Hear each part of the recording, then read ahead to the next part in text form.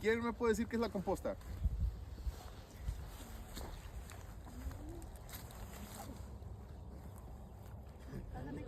¿Nadie ha escuchado de la composta? Ya hemos hecho una, de hecho. Ok. ¿Tú eres Yasmin? Sí, pero... Ah, le atiné. Me lo aprendí.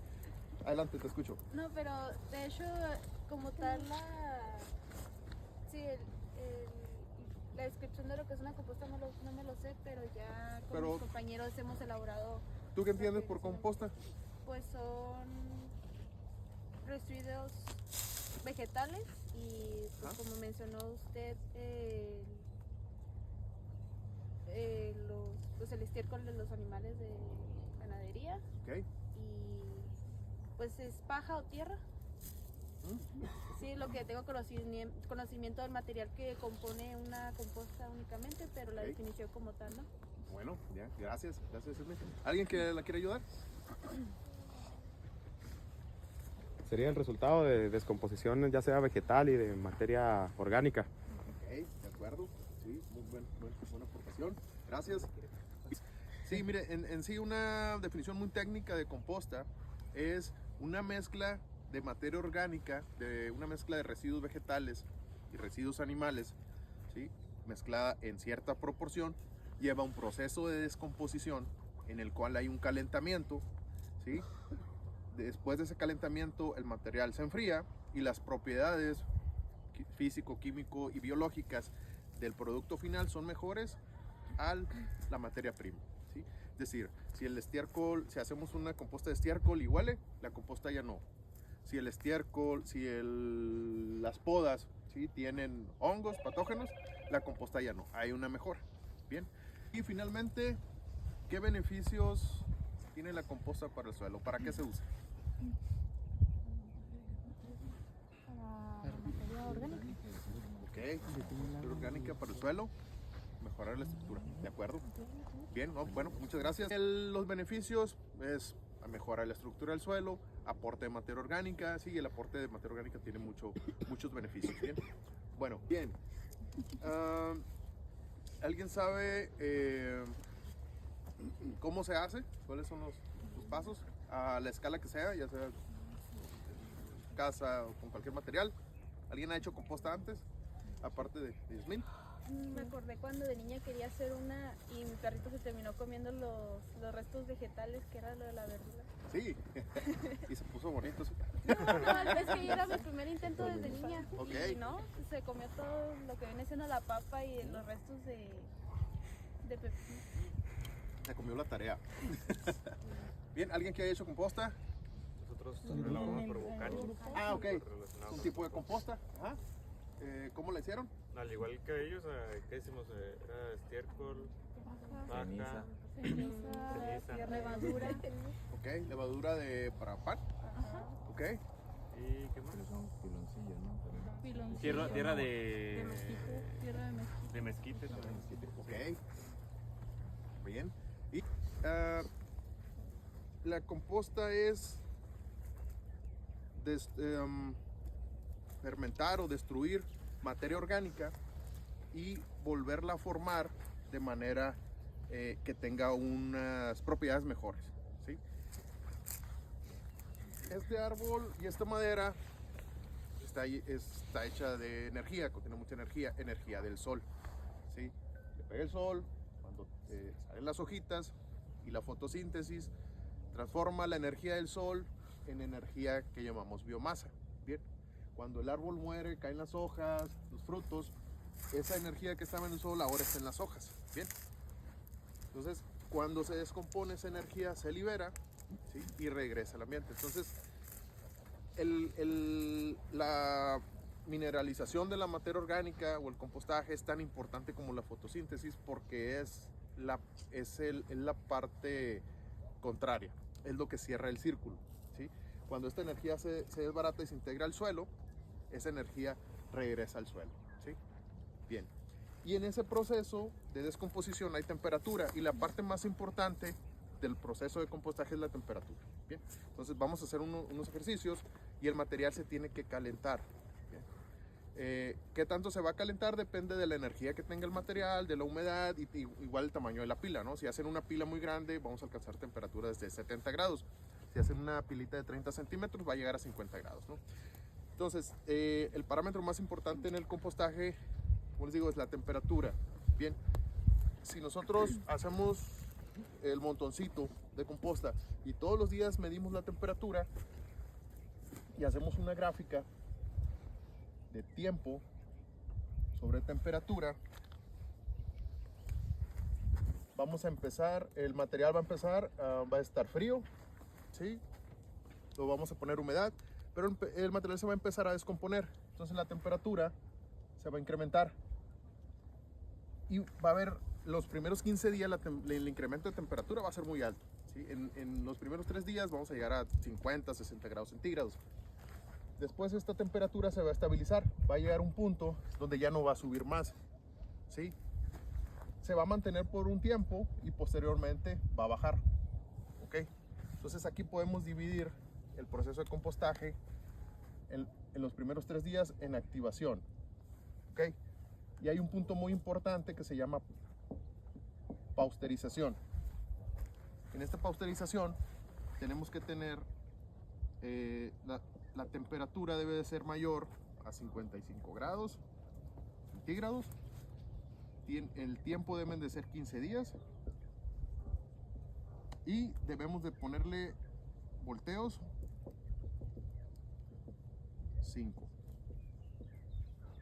5 volteos, ¿no? ¿Por qué? Porque esta temperatura mata semillas, mata patógenos, enfermedades. Y estos 15 días asegura que se mueran todos esos microorganismos, y los 5 volteos es para que se homogenice. Porque en el montoncito, vamos a tener un montoncito de composta, como que vamos a hacer, ¿sí? ¿Y dónde va a estar más caliente? ¿Afuera o adentro del montoncito de estiércol? ¿Ok? Aquí, ¿bien? ¿Y qué pasa si no lo movemos? Quema. Se puede quemar. Y si se quema, la materia orgánica sube o baja. Así es. Entonces vamos a tener una composta con cenizas y con menos materia orgánica, y lo que nos importa es materia orgánica, ¿no? Como decía la compañera. Y aquí va a estar frío. Entonces si no lo mezclamos, se va a quemar aquí y acá va a quedar crudo. Bien. Por eso necesitamos mezclarlo para que lo que está aquí adentro salga y lo que está afuera entre. Bien. Ese es el proceso más crítico. Bien. La pasteurización.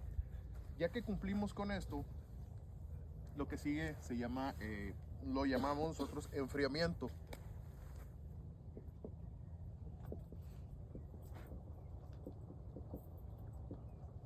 ¿Sí? Y este proceso puede durar 1 mes, 2 meses, dependiendo de los materiales. ¿Okay? Y la última etapa se llama maduración. ¿Sí? Que en esta etapa es donde aparecen los microorganismos benéficos. Entonces, ¿qué pasa si hacemos una mezcla de composta en activación y la aplicamos al suelo? Vamos a aportar materia orgánica, correcto. ¿Okay? Sí, pero esa materia orgánica va a ser, digamos, de baja calidad. ¿Okay? Porque en el suelo se va a tener que hacer composta. Bien. Y además, pues puede tener enfermedades todavía, ¿no?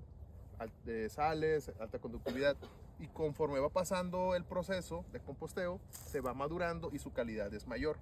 Bien, entonces aquí al final vamos a tener microorganismos benéficos y va a ser una composta limpia, ¿va? ¿De acuerdo? ¿Dudas? ¿Preguntas? ¿Qué pasa con las sales del estiércol durante o sea, siguen en la parte de maduración, sigue el mismo contenido, o qué sucede con las sales? Muy buena pregunta, muchas gracias. Sí, mira, normalmente los estiércoles están altos en sales, los residuos vegetales son bajos en sales, ¿sí? Entonces, si tú dices, oye, quiero bajar las sales del suelo, voy a aplicar composta, pero es composta de estiércol de animal, oye, le estoy metiendo más sales al suelo. Bien. La sal se mide en conductividad. ¿Sí? ¿Alguien sabe qué es conductividad?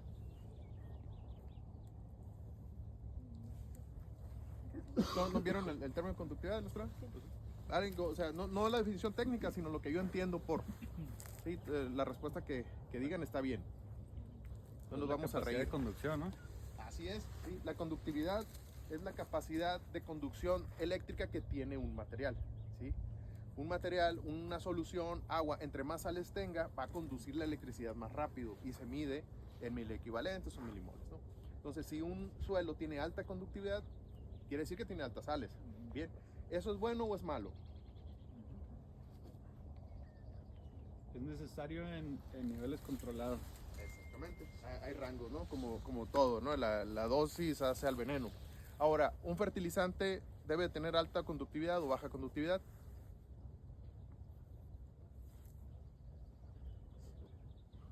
¿Alta o baja? Baja, porque si tiene alta quema el cultivo. ¿Ah? La urea, ¿qué conductividad tendrá? Si es pura sales, muy alta, ¿no? Bien, entonces no es tanto el problema la conductividad, sino la forma en la que están esas sales. Bien, si en una composta tenemos una alta conductividad, pero esa conductividad es potasio, son nitratos, está bien, nada más tenemos que controlar la dosis. Pero si la conductividad es porque está alta en sodio, es un catión que no queremos, entonces tenemos un problema. Bien, okay. Ahora, ¿qué pasa con la sal? El estiércol crudo tiene cerca de, al menos el de engorda, de res, tiene 1.5% de sales. Una composta debe de tener menos de 0.7, 0.4 puede ser. Y una lombricomposta, que es otro proceso más elaborado, vamos a estar en 0.2. Son los parámetros de calidad. Entonces, la pregunta bien interesante es ¿qué pasa con la sal? ¿Sí? ¿Desaparece? No. Cuando hacemos la composta regamos y hay una lixiviación y arrastra sales. Bien, también arrastra osmolitos, que son el amoníaco o gases, ¿no? De la descomposición. Ahora, esa sal o ese sodio forma parte de los microorganismos. Entonces, si tenemos una composta alta en microorganismos, esa sal va a estar dentro del microorganismo y ya no va a afectar al suelo. Además, la materia orgánica, ¿sí? Está compuesta por biomasa, que son los microorganismos, y necromasa, que son las sustancias húmicas. Y las sustancias húmicas tienen carga negativa, ¿sí? Y atrapan la sal. Bien. De manera práctica, por ejemplo, hemos hecho algunos clientes por ejemplo, clientes en Zacatecas, que literalmente puedes barrer la sal del surco, se ve blanco, ¿sí? Aplicamos composta y el efecto en la planta, en este caso de tomate, de la sal desaparece. Pero si haces un análisis de suelo, la sal sigue ahí, ¿ok? Entonces la materia orgánica atrapa la sal para que ya no dañe la planta, pero no desaparece. Si quieres eliminar la sal, tienes que hacer otros drenaje parcelario, ácidos húmicos, meter calcio y otro manejo, ¿no? Vale, muchas gracias por la pregunta. Bien. ¿Otra pregunta? ¿Duda? ¿Cada cuánto se hacen los volteos en la composta? Ok. La frecuencia varía dependiendo de la etapa. de la etapa y ahorita lo vamos a ver de manera precisa, ¿vale? Lo vamos a hacer. Muy bien. Bueno, entonces ya podemos empezar a hacer la composta. Vale. Una pregunta más. Hay una temperatura, hay un rango tope donde que hay que cuidar para que no suba la temperatura de la composta o... ¿Cuál es tu nombre? Perdón. Rafa. Rafa. Sí, gracias. Mira, la temperatura máxima debe de ser 65 grados. ¿Sí? Porque arriba de 65 grados se va a mineralizar la materia orgánica y vamos a perder materia orgánica y se va a hacer ceniza. ¿Okay? Para residuos agropecuarios. Para residuos municipales, cuando utilizamos estiércol humano, lodos residuales, como hay más riesgo biológico de enfermedades y virus, ¿sí? Ahí sí tenemos que tener al menos 85 grados centígrados, ¿sí? Pero ya es otro tipo de residuo. Para fines agrícolas, con 65 grados eliminamos las malezas y evitamos la pérdida de materia orgánica. ¿Y la temperatura se regula con volteos simplemente o es...? La humedad y la altura de la pila, ¿no? ¿El contenido afecta las temperaturas? ¿El contenido que estás utilizando para la composta? Definitivamente sí, ajá. Sí, en la energía, el rastrojo tiene más energía, ¿sí? Que un estiércol. ¿Okay? Entonces el estiércol se calienta y se fría rápido, ¿bien? Pero si le ponemos más rastrojo, pues vamos a tener más temperatura. ¿ok? También tiene que ver con la densidad, con los espacios vacíos, porque la idea de voltear la composta es meter aire. Bien, entonces si hacemos una composta de un estiércol de cerdo, por ejemplo, que es muy fino, ¿okay? Por el alimento del puerco, por ejemplo, que son granos, es muy pastoso, ¿sí? Va a estar como muy lodoso, ¿okay? Pero si le ponemos rastrojo, va a ser más suelto y va a entrar más aire y se va a calentar más. Bien, bien. Bueno, entonces, vamos a borrar aquí. Primer paso para hacer composta es la mezcla. Bien, ¿cuánto le ponemos de cada cosa? ¿Qué materiales tenemos aquí para compostar? ¿Qué trajimos? Rastrojo de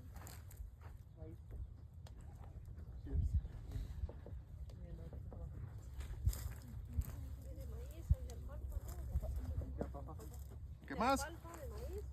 ¿Qué más? Alfalfa. Ajá. ¿Qué más? Restos de poa. Ok. ¿Qué más? Estiércol de caballo. ¿Qué más?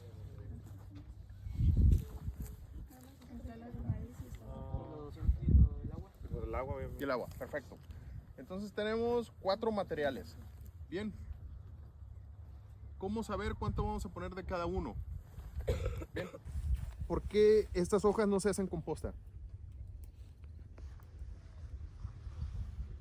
Porque les falta nitrógeno, ¿ok? Pero si le ponemos un chorrito de urea, se van a desbaratar. Bien. Entonces, un estiércol de cerdo, por ejemplo, se pudre porque tiene mucho, porque su relación carbono-nitrógeno es baja, porque tiene mucho nitrógeno, le falta carbono. Pero si tomamos un estiércol de cerdo y tomamos las hojas y las mezclamos en las proporciones adecuadas para que nos dé un 30, se va a hacer composta, ¿sí? Entonces esa es la parte clave, ¿okay? Y tiene que llegar al final del proceso en 10, ¿sí? Porque el suelo, los microorganismos del suelo trabajan con una relación carbono-nitrógeno de 10. ¿Okay? ¿Qué pasa si ponemos una composta que tenga una relación carbono-nitrógeno arriba de 10 en el suelo? ¿Sí? Hay un término que se llama hambre de nitrógeno. Quiere decir que si ponemos la composta en el suelo, esa composta va a seguir trabajando y le va a robar nitrógeno al suelo y a la planta. ¿Sí? Okay. Es por eso que, digamos, no se han escuchado. ¿Alguien sabe sobre agricultura de conservación o labranza mínima? Okay. ¿Qué recordamos de eso? Que es cuando se siembra para un cultivo. La menos labranza posible. Pero ya está otro, ¿no? Sí, con una capa de residuos como el maíz, el rastrojo. Okay. Dejas el rastrojo. Okay. ¿Y qué pasa los primeros años cuando te cambias a labranza de conservación con el rendimiento? Ah, pues se supone que es mayor. Bueno, Bajo. Es este. Es bajo. ¿Y por qué baja? ¿Sí? Exactamente, ¿sí? ¿Por qué baja? Por esto, porque la relación carbono-nitrógeno de un suelo agrícola va a estar en 0.2, 1, 3, ¿sí? Por eso hay el tema de enfermedades y otras cosas. Entonces, si dejas los rastrojos, ese rastrojo, como el suelo no tiene nitrógeno, se come los nutrientes para hacerse composta. Y a los 2, 3 años, ¿sí? Se hace composta, se forma materia orgánica y empieza a ser productivo el suelo. Bien. Pero si en esos 2 primeros años, cuando te cambias a agricultura de conservación, aplicas composta, tus rendimientos no van a bajar, ¿sí? Hay centros de investigación que han hecho pruebas y eso es por la relación carbono-nitrógeno, ¿no? Bien. Ahora, ¿cómo calcular la relación carbono-nitrógeno? Tenemos la proporción y debemos de saber qué relación carbono-nitrógeno tiene cada material, ¿sí? Bien, ¿dónde tomamos ese dato? ¿Un análisis de laboratorio o lo podemos sacar de internet? Ok, entonces, de la poda, bueno, vaya, 25, 40, ahí. ¿Y el estiércol de caballo? 22 a 50. Ok, 22 a 50, vamos a poner 50. Bien, ¿qué sigue? Esto, ahí fácil. El porcentaje debemos de ponerlo dividido entre 100, ¿sí? Es decir, 0.3, 0.3, 0.3, 0.1. Lo vamos a multiplicar por la relación carbono-nitrógeno de cada material. Entonces, si me ayudan, 80 por 0.3. 25 por 0.3.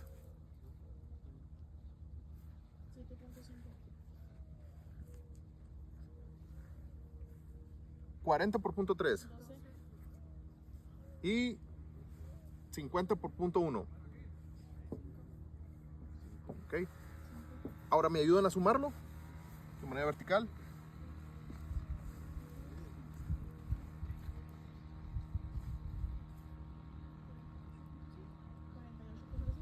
Ok. ¿Y cuál buscamos?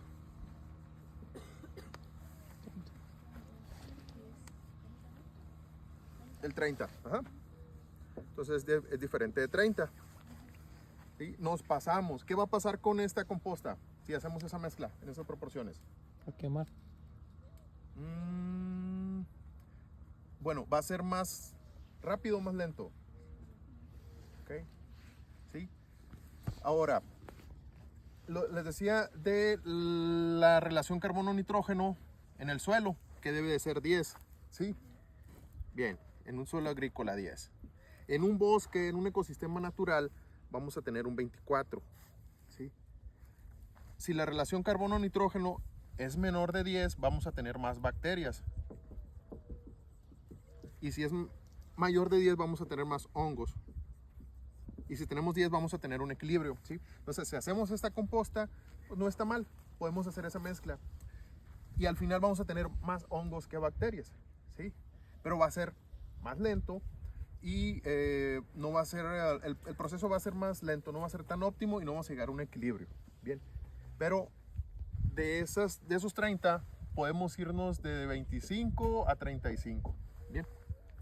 Ahora, lo ideal es llegar al 30 para que sea más equilibrado y tener una relación de hongos, bacterias y un porcentaje de humificación mayor.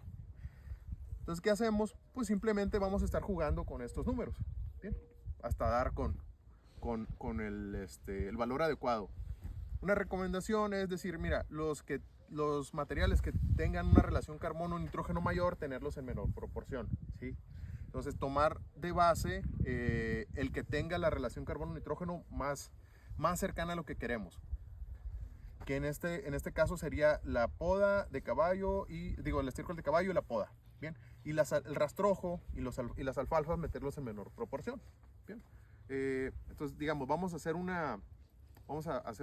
cambiarlo. Vamos a poner un 80% de estiércol de caballo, 5%, 10% y 8, 9 y 5%. Como por así decirlo, ¿no? ¿Me pueden ayudar a hacer la multiplicación? Que sería 0.05 por 80, perdón, y así.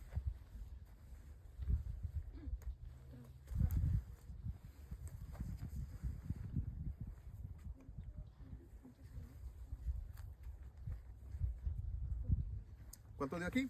4. Ok. 0.1 por 25. 2.5. Ok. 0.05 por 40. 2. Y 0.8 por 50. 40. 0.8, ok.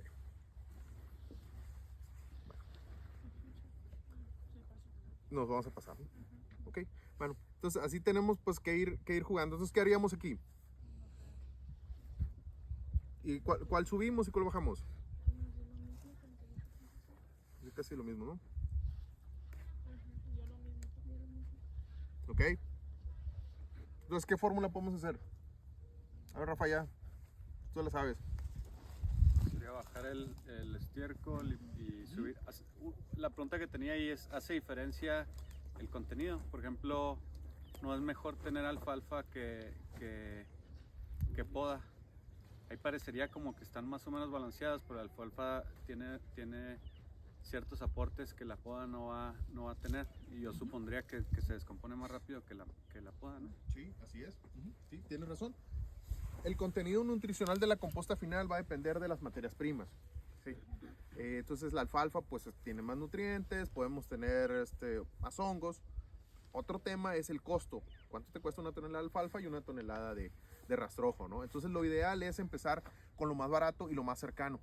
¿Sí? Sí, o sea, si en mi rancho tengo rastrojo y eso voy a usar, ¿sí? Pero no hay una fórmula que diga, no, es que necesitas ponerle cascarilla de avena, ¿no? Pero esa está a 20 kilómetros. No, pues si no hay, la sustituyes por otra, ¿ok? Pero sí, la alfalfa aporta más nutrientes, pero ve el tema de costo-beneficio. ¿Cuánto va a costar? Entonces, a lo mejor no sale carísimo. Que haya disponible. Así es. Bueno, entonces, ¿cuál es la propuesta de fórmula? Igual, si me mandan un correo, yo les paso una tabla en Excel donde van a meter los números, ¿no? Pero aquí, pues no la traemos, hay que hacerla así.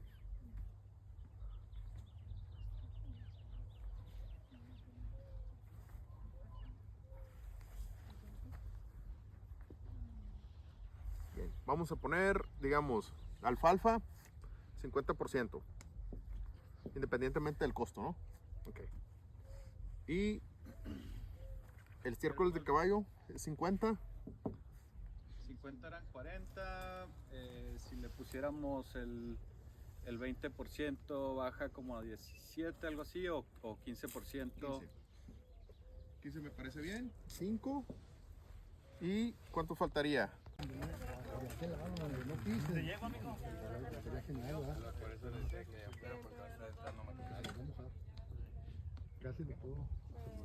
Batuta 1, ¿sí? Y luego hagan sus movimientos todos coordinados hacia un lado, porque yo esto que estoy viendo es unos avientan para allá y luego los otros avientan para acá y al final lo único que están haciendo es Uno de acá y uno de acá y para que se voltee hacia un lado. Es lo que les digo. agarre uno la batuta y diga, ¿sabes qué? Vamos a hacerle así, así. Y los demás siguen las instrucciones que les doy para que no, también una, se van a cansar menos, se van a tierra menos, ¿sí? Y les va a quedar.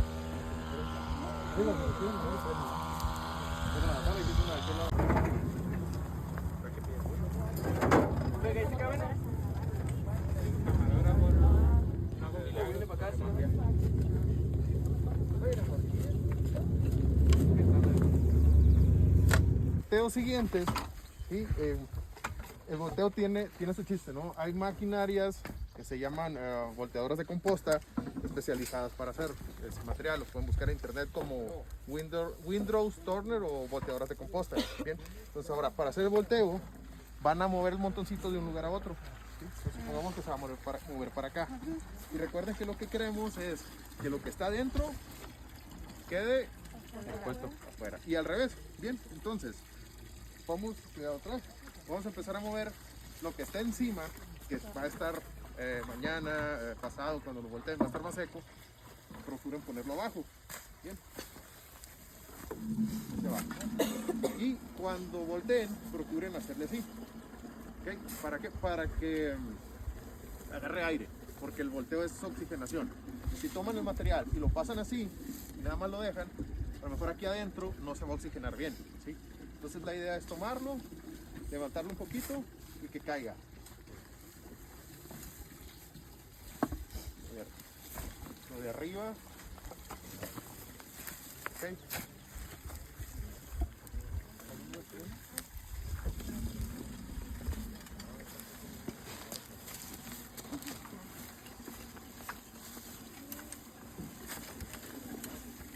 Cuidado. Cuidado con los pies. Entonces lo de abajo lo pueden dejar un poquito arriba y que se vaya homogenizando. Ya. Mira. ¿Qué sirve? Relevo. Arriba, Toluca. Mira, agarraste que se puso la-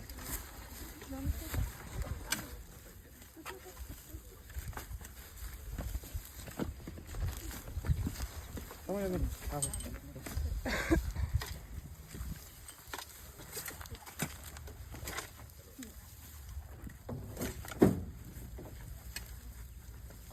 Aquí se ve está seco.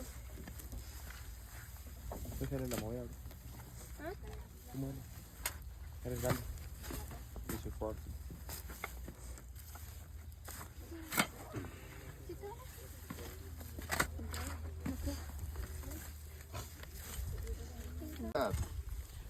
Bien. En bibliografía, en libros, van a encontrar que la humedad debe estar al 60%. Pero ¿cuál es ese 60%? Una manera muy práctica de medirlo es, tomas el material, ¿sí? Tomas un puño y lo exprimes. Si escurre agua, líquido, nos pasamos de humedad, como en este caso. Está saturado, ¿no? Demasiada humedad. Si agarramos el material y lo aplastamos y no sale nada de agua, o sea, forma un terroncito que se desbarata, nos falta humedad, ¿sí? Lo correcto es tomar un puñito, aplastarlo y que se pueda desbaratar de manera fácilmente, ¿ok? Entonces, aquí aún sigue homogéneo y vamos a darle otra mezcla, ¿no? Otra vuelta, porque aquí todavía tenemos estiércol y luego tenemos paja, entonces hay que darle otra vuelta, así como se la dimos, ¿no? De lo de afuera hacia adentro y viceversa, ¿sale? Entonces lo pueden regresar hacia acá. Medición de temperatura. Bien.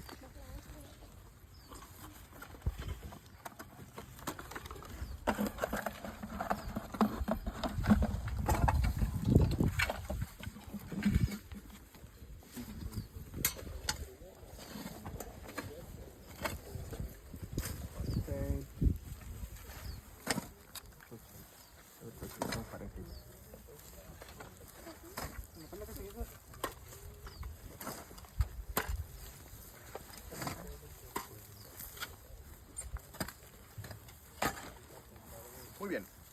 Ahora lo siguiente es medir la temperatura. ¿Bien? La temperatura va a depender de la humedad. Si está demasiado seco, demasiado húmedo, la temperatura no va a levantar. También depende de la altura de la pila, ¿sí? Entre más alta esté, se va a calentar más. Una altura de 30 centímetros, 40 centímetros, no vamos a pasar de 50 grados. Bien. También depende de la densidad o el espacio vacío. Si esto fuera nada más puro rastrojo, va a tener mucho espacio vacío y se va a secar muy rápido y la temperatura también no va a levantar, ¿no? Entonces me parece que es muy adecuado. ¿Bien? Ahora, el monitoreo de temperatura, quedamos que en los primeros 15 días iba a ser cada... 5 veces. La temperatura de los primeros 15 días lo vamos a medir diario, si es posible, ¿no? Máximo 3 días, máximo, ¿no? Después del primer mes, los siguientes meses, después de los 15 días, puede ser semanal, ya después puede ser cada semana, cada 15 días. ¿Sí? Bueno, ¿dónde vamos a tomar la temperatura? Del punto más caliente. Y el punto más caliente debe ser el centro. ¿Cuál es el centro? Pues le calculamos más o menos la mitad, ¿sí?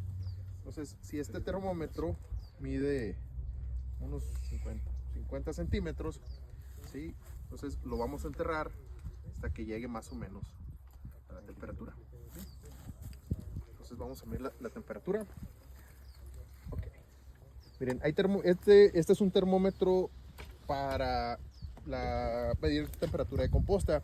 Es de una marca que se llama Reotem. Pueden buscar la página en internet. Son equipos especializados para compostaje, ¿no? Pero pueden usar cualquier termómetro, ¿no? Un termómetro para panadería como este, sin problema lo pueden usar. Nada más que si el termómetro es más pequeño, van a tener que escarbar hasta llegar más o menos al centro y medir la temperatura. Incluso en este termómetro, si pues, se pueden acercar, ¿sí? Vienen Fahrenheit porque pues es gringo, ¿no? Pero vienen incluso unas indicaciones: 140 grados caliente, activa y estable. Bien. Entonces ahorita va a empezar fría. En una semana debe de moverse la aguja hacia activo, ¿sí? Que son los 120 Fahrenheit, que son más o menos, bueno, no lo sé, pero deberían de ser 55 a 60 grados. Los arriba de 60 grados serían caliente. Bien. Entonces van a estar midiendo la temperatura. La aguja tiene que irse primero a caliente después bajar a activo y cuando llegue a estable es cuando ya estaría terminada la composta, ¿no? Entonces vamos a hacer eso. Vamos a conseguir un termómetro, medir la temperatura y anotarla en la bitácora. Cualquier termómetro, pero que no sea de cristal, ¿ok? Porque el de cristal se puede quebrar y tiene mercurio y va a contaminar la composta, ¿no? Y se va a quebrar. Entonces nada más que sea de varilla, ¿va? Bien, otra cosa que podemos dar, ¿no? Pero más o menos al final, ¿ok? Entonces el pH al principio puede ser ácido dependiendo del residuo y va a ir subiendo, vamos a llegar hasta pH de 10, pero cuando la composta esté lista, ¿sí? Vamos a tener un pH mucho más bajo, debe de estar de 7.5 máximo un 8, ¿vale? Entonces para hacer mediciones de pH o de conductividad, ¿sí? Tienen que tomar una muestra de composta y diluirla en agua. Es importante que esa dilución sea 5:1, una parte de composta y 5 partes de agua, ¿sí? Por aquí tengo un vasito.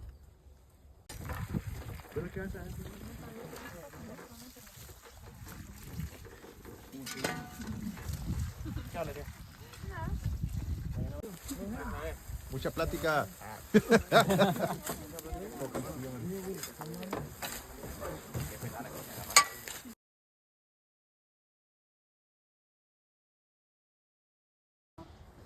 Ricardo Ojeda Ábalos por su apoyo y participación en las actividades llevadas a cabo durante el 10º aniversario del Día del Agrónomo mediante el taller Elaboración de Composta con Residuos Agropecuarios, llevado a cabo el día 23 de febrero del 2024. Muchas gracias.